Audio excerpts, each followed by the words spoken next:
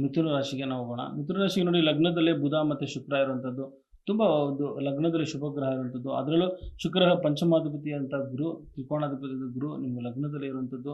ನಿಮ್ಮ ಮನಸ್ಸಿನಲ್ಲಿ ಏನಾದರೂ ಒಂದು ಆಸೆಗಳು, ಕನಸಿದ್ದರೆ ಖಂಡಿತ ಈ ವರ್ಷ, ಈ ಒಂದು ತಿಂಗಳಲ್ಲಿ ಕನಸು ನನಸಾಗುವಂಥದ್ದು. ಜೊತೆಗೆ ಲಗ್ನದಲ್ಲೇ ಗುರು ಇರುವಂಥದ್ದು. ಇದ್ರ ಜೊತೆಗೆ ಲಗ್ನ 2ನೇ ತಾರೀಕು ದ್ವಿತೀಯ ಸ್ಥಾನಕ್ಕೆ ಅಂದರೆ ಗುರು ಒಂದು ಉಚ್ಚ ಕ್ಷೇತ್ರಕ್ಕೆ ಬಂದಾಗ ಮಿಥುನ ರಾಶಿಗೆ ರಾಜಯೋಗನೇ ಸರಿ ಅಂತ ಹೇಳುತ್ತೆ. ನೋಡಿ ಇಡೀ ಒಂದು 12 ರಾಶಿಗಳಲ್ಲಿ ಮಿಥುನ ರಾಶಿಗೆ ಗುರುಗ್ರಹ 2ನೇ ಮನೆಗೆ ಬಂದಾಗ ಗುರುಬಲ ಬರುತ್ತೆ. ಅದು ಮಿಥುನ ರಾಶಿಗೆ ಒಂದು ದೊಡ್ಡ ರಾಜಯೋಗ ಅಂತಾನೆ ಹೇಳುತ್ತೆ. ನೋಡಿ ಯಾವುದೇ ರಾಶಿಗೆ ದ್ವಿತೀಯದಲ್ಲಿ ಗುರು ಬರಲ್ಲ. ಆದರೆ ಮಿಥುನ ರಾಶಿಗೆ ಮಾತ್ರ ಗುರು ದ್ವಿತೀಯದಲ್ಲಿ ಉಚ್ಚ ಕ್ಷೇತ್ರಕ್ಕೆ ಬಂದಾಗ ಪ್ರಬಲವಾದ ಒಂದು ಯೋಗ ಆಗುತ್ತೆ. ಯಾವ ರೀತಿ ಅನುಕೂಲ ಆಗುತ್ತೆ ಅಂದರೆ ಕುಟುಂಬದಲ್ಲಿ ಒಂದು ಪ್ರಬಲವಾದ ಬೆಂಬಲ ಸಿಗುವಂಥದ್ದು. ಅದರಲ್ಲೂ ರಾಜಕೀಯದಲ್ಲಿ ಇರುವಂಥವ್ರಿಗೆ ಅಥವಾ ದೊಡ್ಡ ಒಂದು ಕಂಪ್ನಿ ಮಾಡಿರುವಂಥವ್ರಿಗೆ ಅಥವಾ ದೊಡ್ಡ ದೊಡ್ಡ ಒಂದು ಕಂಪ್ನಿ ಮಾಡಿ ಸಾವಿರಾರು ಜನ ಇಟ್ಕೊಂಡು ಕೆಲಸ ಮಾಡುವಂಥವ್ರಿಗೆ ಅಂಥವ್ರಿಗೆ ತುಂಬ ದೊಡ್ಡ ಮಟ್ಟದಲ್ಲಿ ಒಂದು ಬೆಂಬಲ ಸಿಗುವಂಥದ್ದು, ಕುಟುಂಬದಿಂದ ಅನುಕೂಲ ಆಗುವಂಥದ್ದು.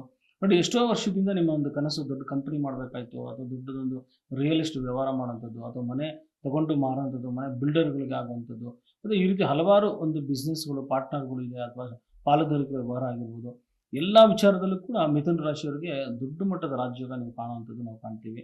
ಅದರಲ್ಲೂ ವಿಶೇಷವಾಗಿ ಏನಂತಂದರೆ ಗೃಹ ದ್ವಿತೀಯದಲ್ಲಿ ಬರೋದ್ರಿಂದ ಚತುರ್ಥಾಧಿಪತಿಯಾಗಿ ಸಪ್ತಮಾಧಿಪತಿಯಾದ ಗುರು ಚತುರ್ಥದಲ್ಲಿ ಪ್ರಬಲ ಗುರುಗ್ರಹ ಅಂದರೆ ಸಪ್ತಮಾಧಿಪತಿಯಾಗಿ ಮತ್ತು ದಶಮಾಧಿಪತಿಯಾದಂಥ ಗುರು ನಿಮಗೆ ಚತುರ್ಥದಲ್ಲಿ ದ್ವಿತೀಯದಲ್ಲಿ ಬರೋದ್ರಿಂದ ಈ ಕಡೆ ಕೆಲಸ ಕಾರ್ಯಗಳಲ್ಲೂ ಕೂಡ ದೊಡ್ಡ ಮಟ್ಟದಲ್ಲಿ ಸಾಧನೆ ಆಗುತ್ತೆ. ನೋಡಿ ಇಷ್ಟು ವರ್ಷದಲ್ಲಿ ಯಾವುದೋ ಒಂದು ಕೆಲಸ ತಡೆ ಹಿಡಿತಾ ಇರುತ್ತೆ, ಸ್ತಂಭನೆ ಆಗಿರುತ್ತೆ, ಸ್ವಲ್ಪ ಮಂದಗತಿಯಲ್ಲಿ ಸಾಗ್ತಾ ಇರುವಂಥ ಒಂದು ಬಿಸ್ನೆಸ್ ಆಗಿರ್ಬೋದು, ಕೆಲಸ ಕಾರ್ಯಗಳೆಲ್ಲ ಆಗಿರ್ಬೋದು, ಒಂದು ಪ್ರಮೋಷನ್ ವಿಚಾರ ಆಗಿರ್ಬೋದು, ನಿಮ್ಮ ಜೀವನದಲ್ಲಿ ಒಂದು ಅತ್ಯುನ್ನತವಾದ ಒಂದು ಏಳಿಗೆ ಆಗಿರ್ಬೋದು, ಪ್ರತಿಯೊಂದು ಏನೇ ತೊಂದರೆ ಆಗಿರುವಂಥದ್ದು ಈ ವರ್ಷ ಅದು ಜೂನ್ ನಂತರ ನಿಮಗೆ ಒಂದು ದೊಡ್ಡ ಮಟ್ಟದಲ್ಲಿ ಅನುಕೂಲ ಆಗುವಂಥದ್ದು ನಾವು ಕಾಣ್ಬೋದು.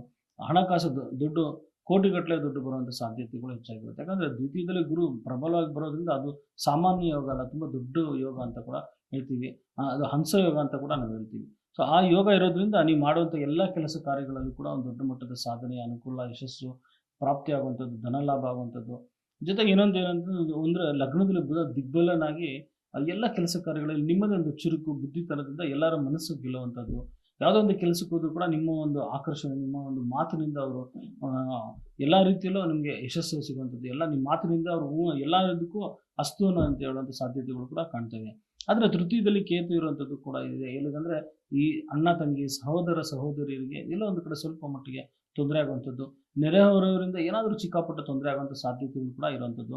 ಮತ್ತು ಎಲ್ಲೋ ಒಂದು ಕಡೆ ಸ್ವಯಂಕೃತ ಅಪರಾಧ ಆಗುವಂಥ ಸಾಧ್ಯತೆಗಳಿರುತ್ತೆ. ಯಾಕಂದರೆ ಈ 16ನೇ ತಾರೀಕು ನಂತರ ನಿಮಗೆ ಅನುಕೂಲ ಆಗುವಂಥದ್ದು. ಲಗ್ನದಲ್ಲಿ ಬರೋದ್ರಿಂದ ಈ ಕಡೆ ಬುಧಾಯಿತ ಯೋಗ ಬರುವಂಥದ್ದು, ಜೊತೆಗೆ ರವಿಗ್ರಹ ಮತ್ತು ಮೊದಲೇ ನಿಮಗೆ ಲಕ್ಷ್ಮೀನಾರಾಯಣ ಯೋಗ ಇರುವಂಥದ್ದು ನಾವು ಕಾಣ್ತಿದ್ದೀವಿ.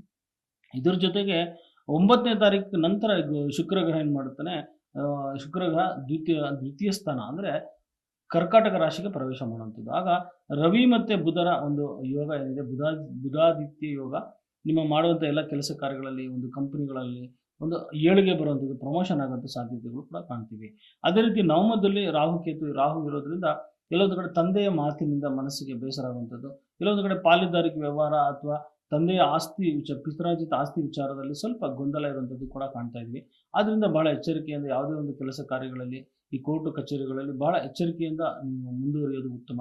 ಜೊತೆಗೆ ದಶಮದಲ್ಲಿ ರವಿ ಶನಿ ಇರೋದ್ರಿಂದ ಎಲ್ಲ ಒಂದು ಕಡೆ ನೋಡಿ ರವಿಗ್ರಹ ಮತ್ತು ಶನಿಗ್ರಹ ಎರಡು ಒಂದೇ ರೀತಿಯಲ್ಲಿ ಕೆಲಸ ಮಾಡುವಂಥದ್ದು.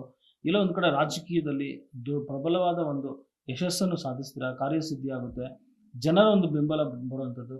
ಜೊತೆಗೆ ದೊಡ್ಡ ಕಂಪನಿ ಕೆಲಸ ಕಾರ್ಯಗಳಲ್ಲಿ ಮಾಡುವಂಥವ್ರಿಗೆ ಒಂದು ದೊಡ್ಡ ಮಟ್ಟದ ಕಾರ್ಯಸಿದ್ಧಿ ಆಗುವಂಥದ್ದು. ಹೊಸದಾಗಿ ನೂತನ ಕಂಪನಿ ಅಂಗಡಿ ಮಾಡೋವಂಥವ್ರಿಗೆ, ಸ್ಕೂಲು ಅಥವಾ ಈ ದೊಡ್ಡ ಮಟ್ಟದಲ್ಲಿ ಮಾಡೋವಂಥವ್ರಿಗೆ ಒಂದು ಪ್ರಬಲವಾದ ಒಂದು ಯೋಗ ಪ್ರಾಪ್ತಿಯಾಗುವಂಥದ್ದು. ಈ ವಿಚಾರವಾಗಿ ಅದು ಲಗ್ನದಲ್ಲಿರೋದು ಬುಧ ಗ್ರಹ ಪ್ರಬಲವಾಗಿರುವಂಥದ್ದು ಕೂಡ ನಾವು ಕಾಣ್ತಾ ಇದ್ವಿ. ದ್ವಿತೀಯದಲ್ಲಿ ಗುರು ಮತ್ತು ಶನಿ ಯುತಿ ಇರೋದ್ರಿಂದ ಪ್ರಬಲವಾಗಿ ಮನೆಯಲ್ಲೂ ಕೂಡ ಒಂದು ಶುಭ ವಾತಾವರಣ, ಆಡುವಂಥ ಮಾತಿಗೆ ಒಂದು ಬೆಲೆ ಇರುವಂಥದ್ದು. ಮುಖ್ಯವಾಗಿ ಈ ಬುಧ ಗ್ರಹಕ್ಕೆ ಸಂಬಂಧಪಟ್ಟಾಗಿ ಈ ಒಂದು ತಿಂಗಳಲ್ಲಿ, ಅದರಲ್ಲೂ ವಿಶೇಷವಾಗಿ ಮಿಥುನ ರಾಶಿಯವರಿಗೆ ಲಗ್ನಾಧಿಪತಿಯಾದಂಥ ಬುಧನ ಒಂದು ಪ್ರಾರ್ಥನೆ ಮಾಡುವಂಥದ್ದು. ಅದರ ಜೊತೆಗೆ ಬುಧನ ಒಂದು ಪಚ್ಚೆ ಒಂದು ಕಲ್ಲು ಅಂದರೆ ಸ್ತ್ರೀಯರಿಗಾದರೆ 5 ಕ್ಯಾರೆಟು, ಗಂಡಸರಿಗಾದರೆ 8 ಅಥವಾ 9 ಕ್ಯಾರೆಟು ಇರುವಂಥ ಒಂದು ಪಚ್ಚೆ ಕಲ್ಲನ್ನ ಚಿನ್ನ ಅಥವಾ ಬೆಳ್ಳಿಯಲ್ಲಿ ಮಾಡಿಸಿ ಅದನ್ನು ನಿಮ್ಮ ಕಿರುಬೆರಳಿಗೆ ಧಾರಣೆ ಮಾಡಿ, ಸ್ತ್ರೀಯರಾದರೆ ಎಡಗೈ ಕಿರುಬೆರಳಿಗೆ ಹಾಕುವಂಥದ್ದು ಮಾಡಿ. ಖಂಡಿತ ನೀವು ಮಾಡುವಂಥ ಕೆಲಸಗಳಲ್ಲಿ ಇನ್ನೂ ಹೆಚ್ಚಿನ ಮಟ್ಟದಲ್ಲಿ ನಿಮಗೆ ಧನಾಗಮನ ಆಗುವಂಥದ್ದು, ಕಾರ್ಯಸಿದ್ಧಿ ಆಗುವಂಥದ್ದು, ಯಶಸ್ಸು ಸಿಗುವಂಥದ್ದು ಅನುಕೂಲ ನಾವು ಕಾಣ್ತೀವಿ. ಆದರೆ ಲಗ್ನದಲ್ಲಿ ಲಾಭಸ್ಥಾನದಲ್ಲಿ ಕುಜ ಇರುವಂಥದ್ದು ಕೂಡ ನಾವು ಕಾಣ್ತಿದ್ವಿ. ನೋಡು, ರಿಯಲ್ ಎಸ್ಟೇಟ್ ಆಗಿರ್ಬೋದು, ಭೂಮಿಗೆ ಸಂಬಂಧಪಟ್ಟ ವ್ಯಾಪಾರ ವ್ಯವಹಾರಗಳು ಕೂಡ ನಿಮ್ಗೆ ಅನುಕೂಲ ಆಗುವಂಥದ್ದು. ಈ ರೀತಿ ನಿಮಗೆ ಜೊತೆಗೆ ರಾಜಕೀಯಕ್ಕೆ ಸಂಬಂಧಪಟ್ಟಾಗ ಕೂಡ ಅನುಕೂಲ ಆಗುವಂಥದ್ದು. ಆದರೆ ತೃತೀಯದಲ್ಲಿ ಕೇತು ಇರುವಂಥದ್ದು ಎಲ್ಲೋ ಒಂದು ಕಡೆ ಈ ಭುಜಕ್ಕೆ ಸಂಬಂಧಪಟ್ಟ ಹಾಗೆ ಆರೋಗ್ಯದಲ್ಲಿ ಸ್ವಲ್ಪ ವ್ಯತ್ಯಾಸ ಆಗುವಂಥದ್ದು ಕೂಡ ಇರುವಂಥದ್ದು. ಅದರಿಂದ ಆರೋಗ್ಯದ ಕಡೆ ಸ್ವಲ್ಪ ಗಮನ ಹರಿಸುವಂಥದ್ದು ಮಾಡಿ. ಈ ತಿಂಗಳು ಜೂನ್ ತಿಂಗಳಲ್ಲಿ ಮಿಥುನ ರಾಶಿಗೆ ತುಂಬ ರಾಜಯೋಗ ಅನುಭವಿಸ್ತಾರೆ. ಯಾಕಂದರೆ ಗುರುಗ್ರಹನೂ ಈ ಕಡೆ ನಿಮ್ಗೆ ಅನುಕೂಲ ಇರುವಂಥದ್ದು, ಈ ಕಡೆ ಶನಿ ಬಲನೂ ಇರುವಂಥದ್ದು ಕೂಡ ನಾವು ಕಾಣ್ತಾ ಇದ್ವಿ. ಆದ್ದರಿಂದ ಹೇಳಿರುವಂಥ ಪರಿಹಾರ ಮಾಡಿ, ಜೊತೆಗೆ ತಿರುಪತಿ ವೆಂಕಟೇಶನ ಒಂದು ದರ್ಶನ ಮಾಡುವಂಥದ್ದು ಮಾಡಿ. ಈ ತಿಂಗಳು ಪ್ರಬಲವಾಗಿ ಇನ್ನೂ ಹೆಚ್ಚಿನ ಮಟ್ಟದಲ್ಲಿ ಅನುಕೂಲಗಳನ್ನ ಪ್ರಾಪ್ತಿಯಾಗುತ್ತೆ.